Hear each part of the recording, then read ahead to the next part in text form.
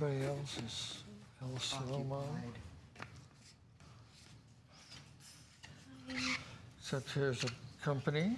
If you're looking for something to do, you give me some rubs. Likes it. My Miss Dolce? Yes.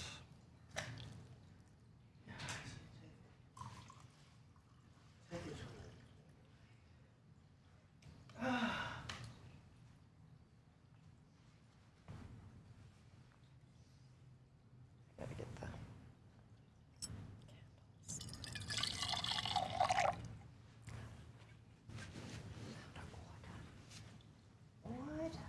Order.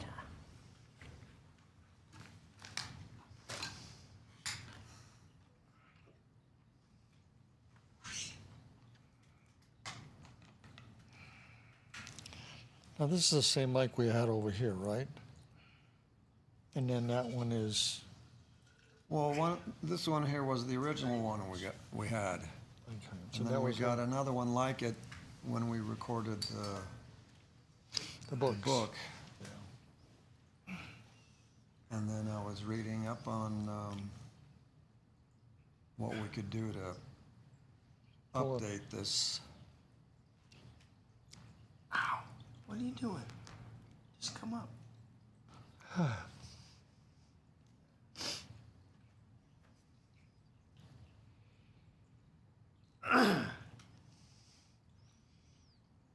And it gets me this little frame thing here, Yeah, the cradle thing, $120.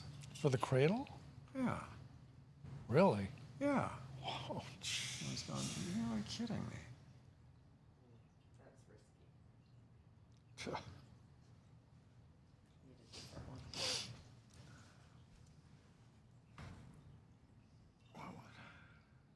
None of these are very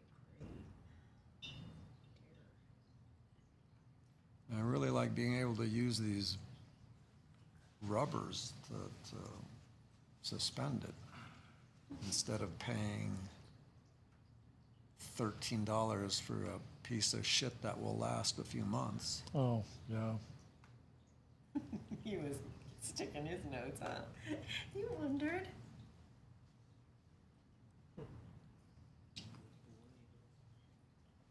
Good. Part of it fell. These pieces are neat for some reason. I don't know if they've evaporated as they've been Yeah. sitting here.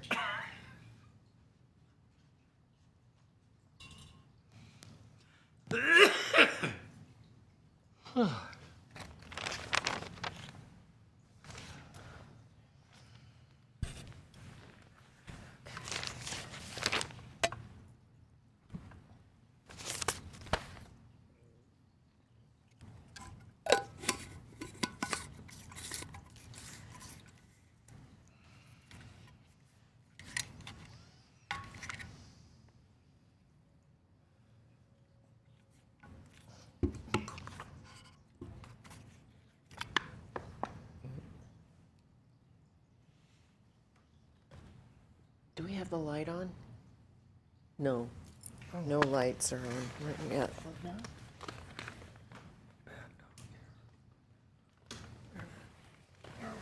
Now, let there. Okay. All right. This class is the Yo-Yo Story, given June 1st, 1986 by Simon Bonham Amon-Ra. No, Sue? Did we do the bowl? Oh, sorry. Is that what you were saying to me? Yeah. Oh, okay, I sorry. just didn't remember because I could have, No, I know. done this a I guess I million was times, focused on the light and, remembering when it was the other time.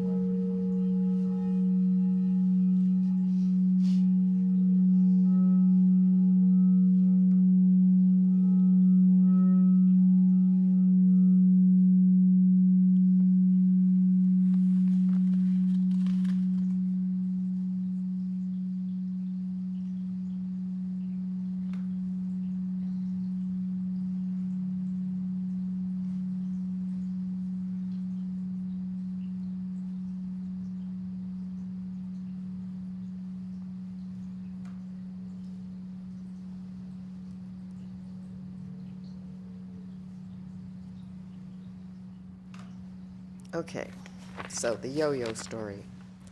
We are going to talk about yo-yos today. There is something very basic about a yo-yo. Have you had the experience of using a yo-yo? It is a toy that allows the user to toss it down while holding on to the string, and then it recoils and rolls back up into your palm. There is a certain technique in using a yo-yo in order to make it work correctly. There is something really amazing about them. The principle of the yo-yo has every aspect of everything you ever needed to know about in life. Over time in our lives, what happens is we lose contact with the yo-yo principle. And when you lose contact with the principle of the yo-yo, you only get one side of the story. There are a variety of philosophies going on around the planet. What is amazing about them is that every one of them is correct. They are all telling the truth. You might ask, how in the world could they all be correct when they are all in contradiction to each other? One philosophy says this particular thing and another speaks against it. One says you have got to do this and another says you will be condemned for doing that. I would propose that it all has to do with the yo-yo. There are two aspects to it and everything is relative. There are different functions to everything that takes place. For example, when you hand a yo-yo to someone for the first time and you say to them, well, just let yourself find God. Just let it be. You have to let it happen. In order to find God, you just have to let it happen. Have you ever heard that before? But how do you do that? Does it have anything to do with the yo-yo that is released? God is in the yo-yo. God is at the bottom of the stroke. It is found in the resting of the yo-yo. It is called the sleeping yo-yo. I will show you by using a yo-yo. When I release the yo-yo, somehow it keeps coming back up to my hand. I have not found the God in the sleeping yo-yo yet. After enough practice using the yo-yo, eventually it rests at the bottom and I find God in the sleeping yo-yo. God is in the resting yo-yo at the bottom. This is where I let it happen. But at the top of the yo-yo, I have to make it happen. It is a paradox. It takes both the making and the letting. It will not work without the other one. It takes the practice to make it happen. Just like in life, if you never turn your attention towards it, or if you never practice, nothing ever happens. Some people would say, well, there was this person that came out of the womb and walked east 7 steps, walked west 7 steps, walked 7 steps to the north and 7 steps to the south, and stood up and said, I know God, I am God. If this is something that happened, it is not because it was the first time that being was born on this planet. This being would have had millions upon millions of incarnations to work up to that point. It would have experiences that built up a residual of practicing the up and the down with the yo-yo, practicing back and forth, and then eventually they find God at the bottom of the yo-yo where you let it sleep. So it takes both a practice to find it and then a letting go to find it. Christ said something like this, that heaven and God is a gift, that you cannot earn it through works. It is true, but you cannot have it as a gift without the works. It is a paradox. You have to work first before you are given anything. I wanted to raise this issue because in the past I have heard students say, all you have to do is let it happen. That is all there is to it. You just have to let it happen. I would respond that this idea is correct. You do have to let it happen. But what do you do before you let it happen? You have to do something, because that is what life is. That is what existence is. It is doing. So it is a combination of both of those things. Something has to happen. Let's go back to the story about how every philosophy is correct and appropriate. What they are doing is fulfilling the needs of the individuals at that particular state that they happen to be in within evolution. There is not really a straight path that goes somewhere directly. The path is a round one. It is a global path. It is a cyclical path. All things move in cycles.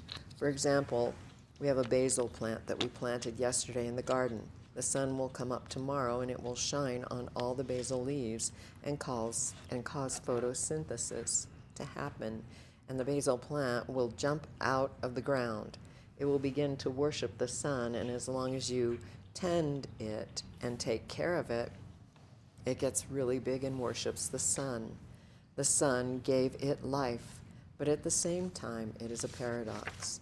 The same sun is going to kill the basil plant in the end. It is going to shine on it and let it grow, and it is going to make it big and beautiful, and then it is going to suck the life right out of it and make it dead. That is the end of the cycle. What a cruel thing for that sun to do. I mean, it blessed it and loved it, nurtured it, and made it grow and allowed it to become a powerful plant. Then it sucked the life right out of it and shriveled it up until it fell on the ground as a dead weed. What a paradox. It is a natural cycle that goes around. Why do we think that the part about the sun killing the plant is bad? We are looking at the yo-yo, the going up and down, rather than the sleeping yo-yo. We are only looking at the work side of it rather than looking at the transformation of it, going on to something else. Both of the cycles are just as important as the other, the growing cycle, as well as the killing cycle. So when we kill people in war, it is good. A nuclear war is ideal to the extent that it causes the end of the cycle. When the planet blows up and explodes into a nova, blows away the planet and all the people and everything on it, it is a good thing. Isn't there a large contradiction to what I am saying with most of the philosophies out there? All of them say God is love, God is sweet. Let's kiss each other and everybody be happy because everything is fine. And this is enlightenment. And we will find the God within us and go to heaven. Nature has both sides. Nature is a paradox. God has both sides. God is a paradox. Why is nature that way? Planets live several billions of years. Suns live trillions of years, and everything has a cycle. The thing that creates it also destroys it. So it is okay for soothsayers and philosophers to speak to people to get their attention, so they will discover the reality of the whole. Most paths are there to simply fulfill the needs of those on that path. Every cell within the body is an important cell. If you remove a few of those cells, then everything will get out of balance.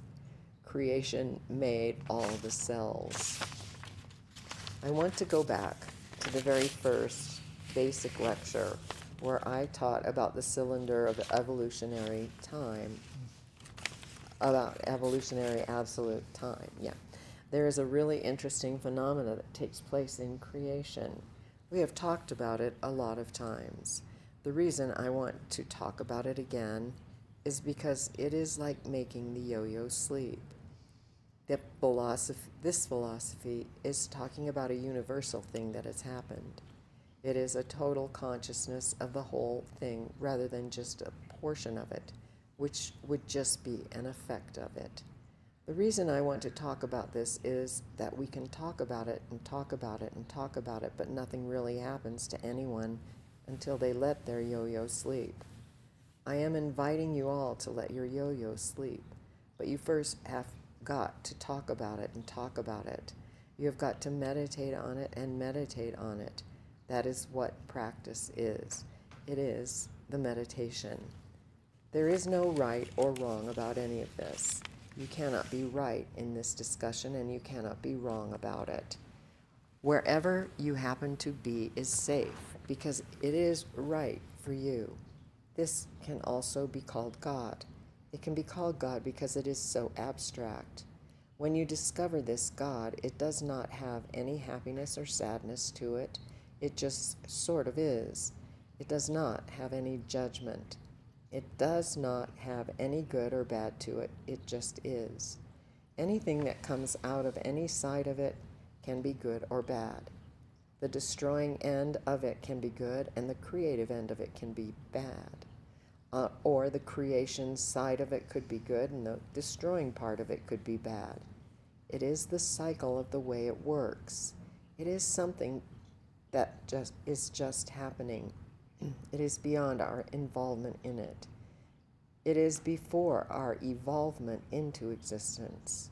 So it is difficult to put any judgment on it because it is the thing that created us.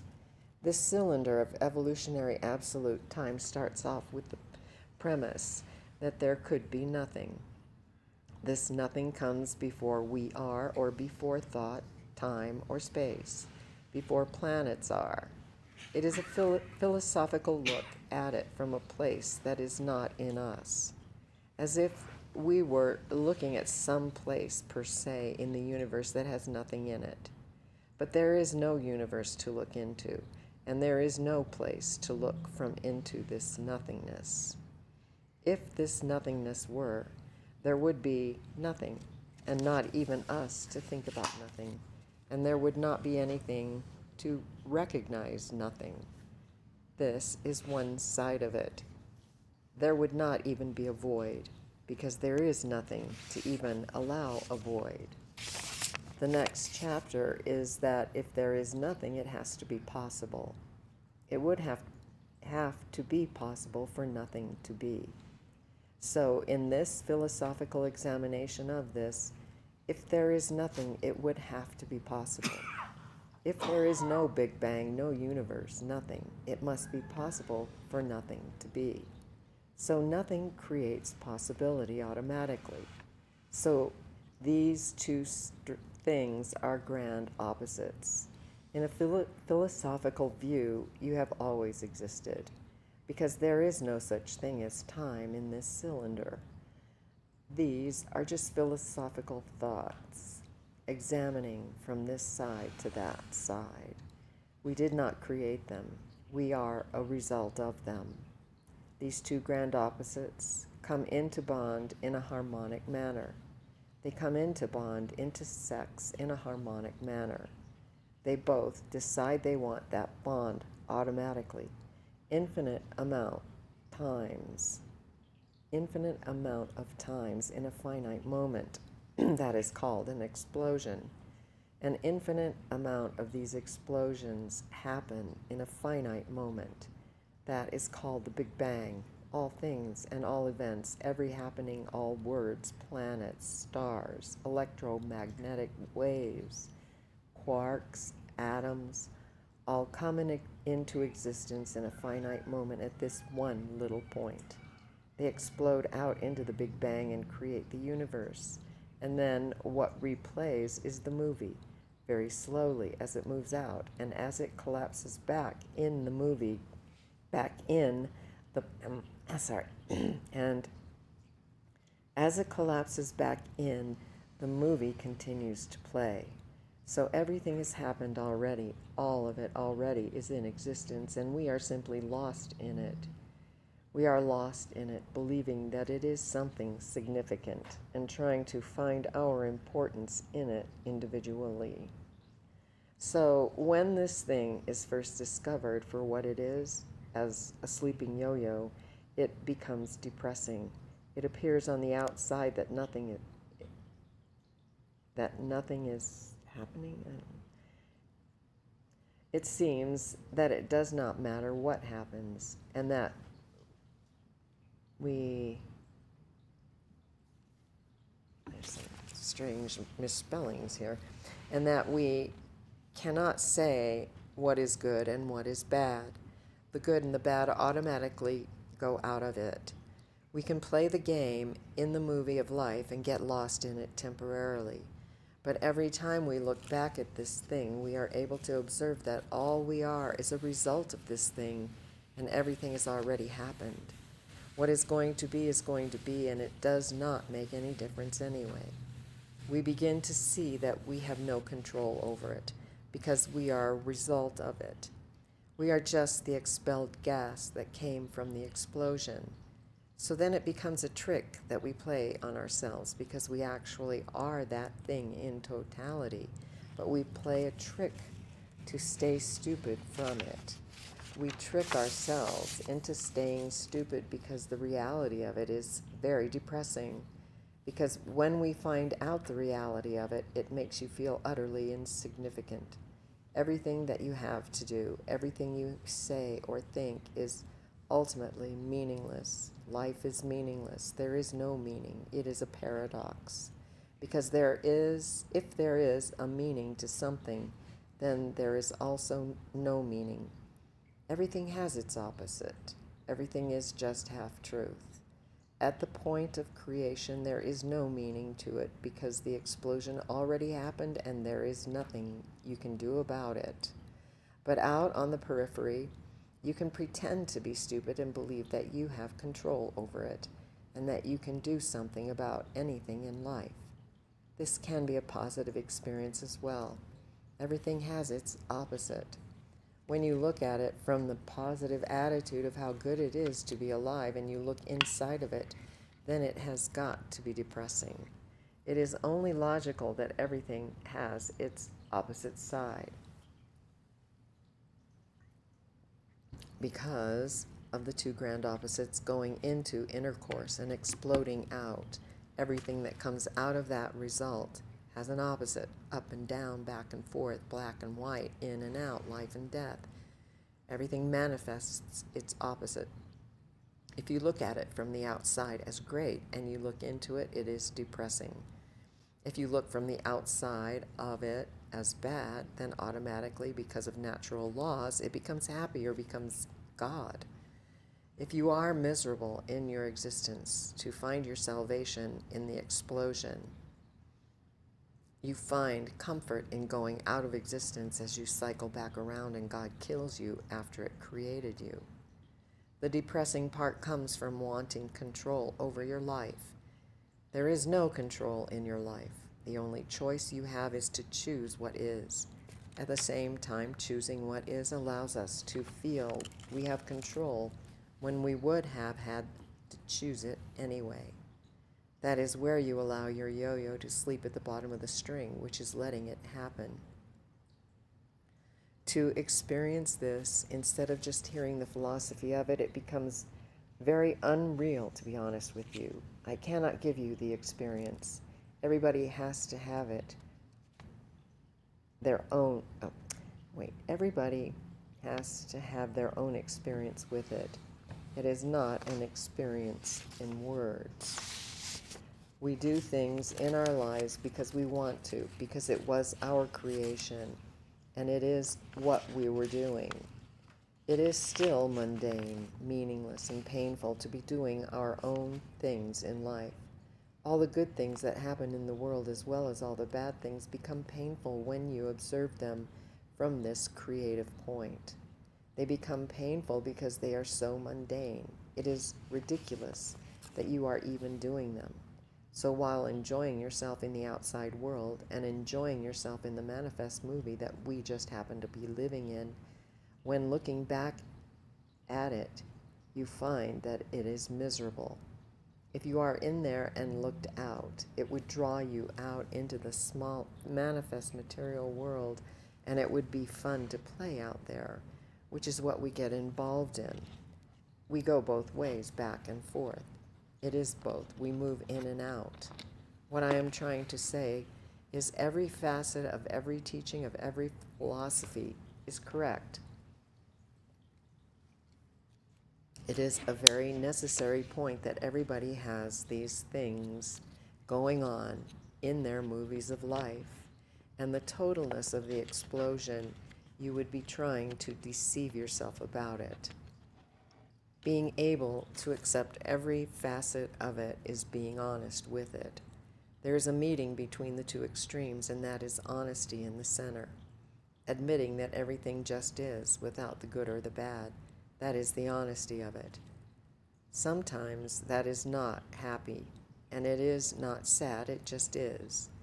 To be able to say this path is wrong and that one is right is just ridiculous.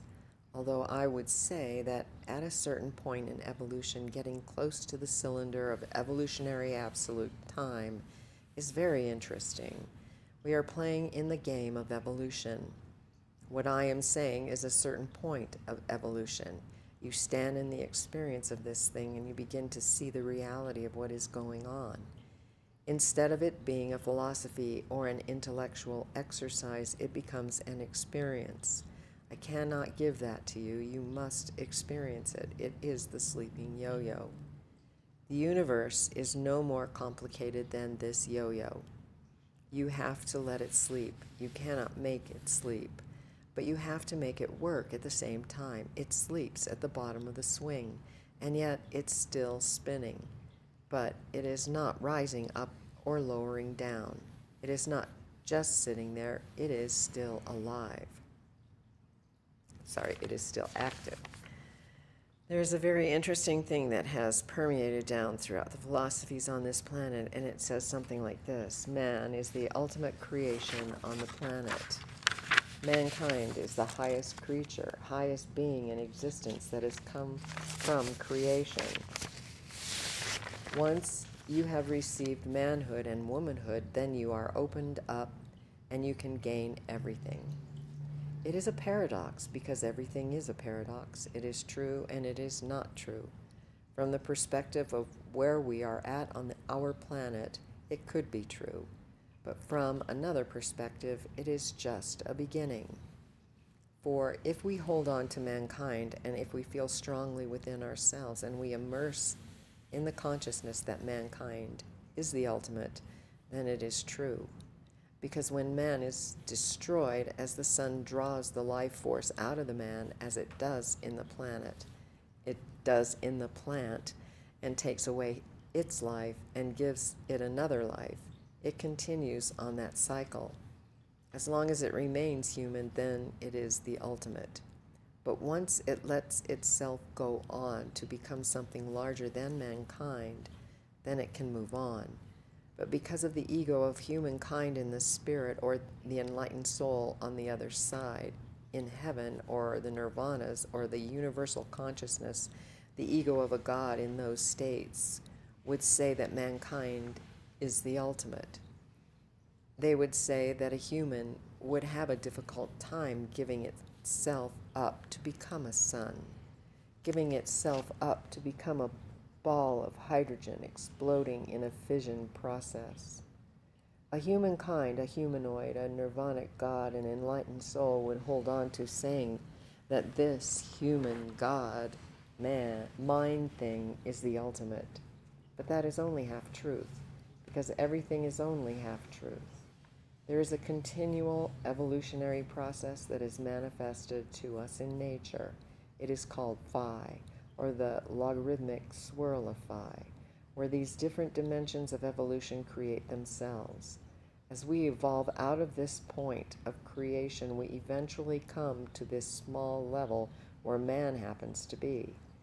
In the center of this universe, there are the nirvanas and the heavens. The center line, the evolutionary line, is the core of everything that has manifested on the surface of it. Any consciousness on that point of evolution within the center of this universe would have total unity consciousness of everything within that universe and everything up to that point of evolution. But it does not know beyond that point, because it has not been beyond for the experience of what is beyond. So it would be telling the truth when it says that humankind is the ultimate, because humankind is the ultimate at that point. But this evolutionary cylinder never ceases.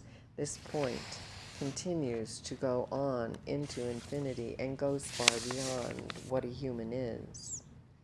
What humans are like now is similar to an amoeba or a single cell that evolved out of the beginning and became more and more complex as it went on.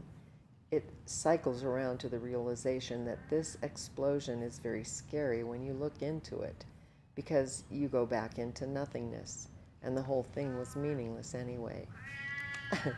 But then it comes back with a whole new set of rules in the next evolutionary stage, giving you a new expression to get all excited about and get lost in that, is far beyond humankind. What I am trying to say here is that we incarnate back and forth on the surface of this eternity, and we go deeper and deeper into it with each incarnation until we work our way back down to the evolutionary line, and then we move forward. We move forward then because of the collectiveness of the larger thing that we become. Just as in nature, one cell joins another cell and becomes a two-cell amoeba. More cells join together and become more and more complex. It continues on and on forever. The reason I raise this point is that if everybody in their stage in evolution looks at different paths, they look at those paths for answers for the cause of their existence. Some people feel very comfortable at looking towards a single play for their understanding. Towards a stage play for their understanding. Some people can go to movies and get off spiritually. Some people can go to a fundamentalist preacher and get off spiritually being told about God. Some people can look at the mathematics of the cosmos and the expression of it in mathematics and get off on it.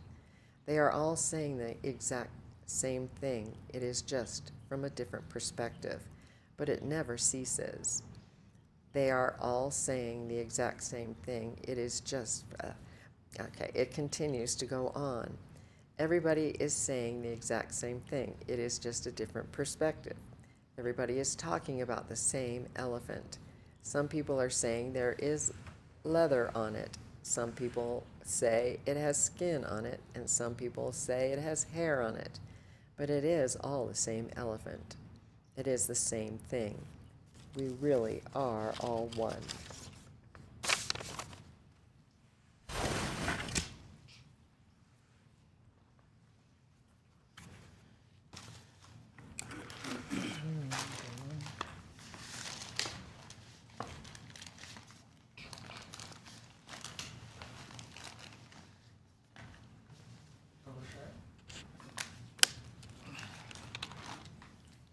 Okay, Dolce.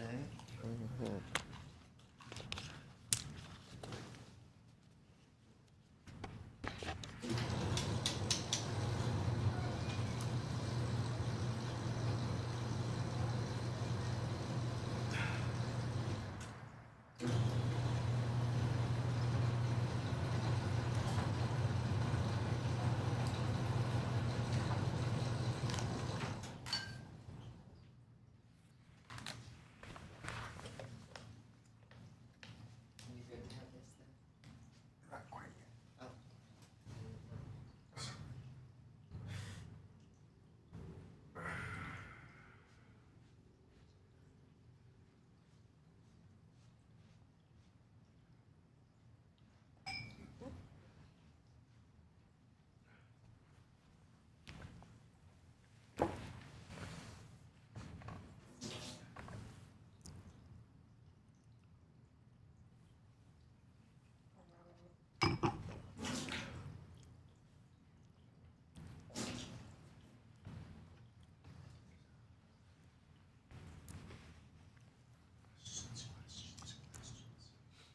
Anyone on? Well, people have come on and dropped off. Chris?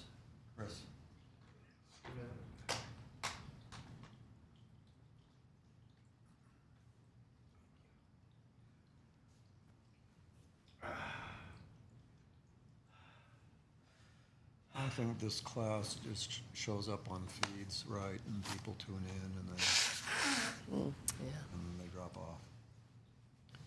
So they come and go.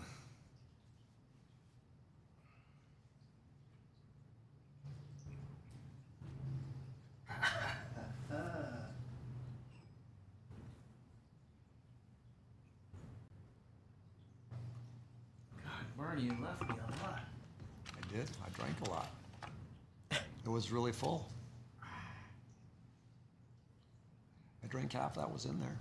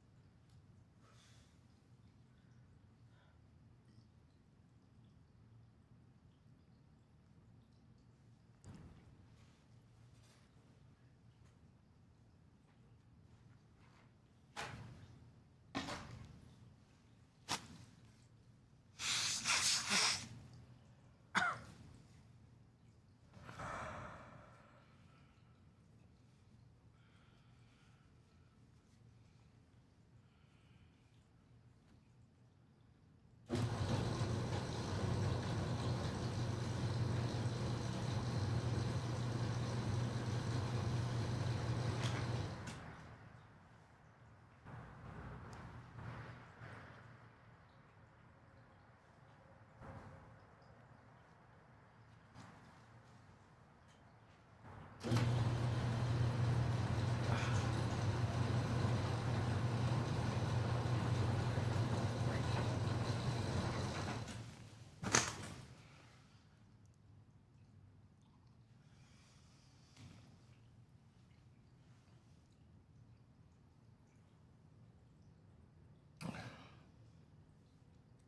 for holding you guys up. You're fine. We're just sitting here enjoying the silence. Just relax.